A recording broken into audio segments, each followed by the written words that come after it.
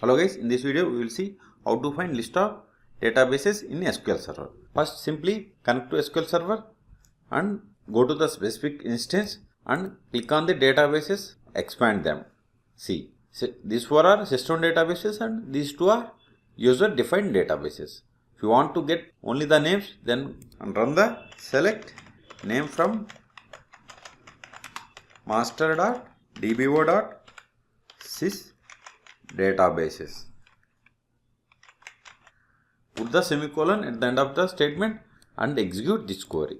See, we got the list of the databases in the SQL Server.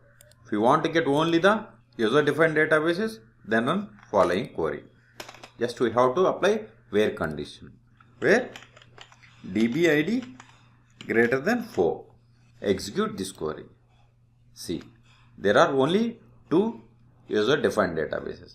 Another way to get the list of the databases is execute the stored procedure, that is sp underscore databases. Select the query and execute or press F5.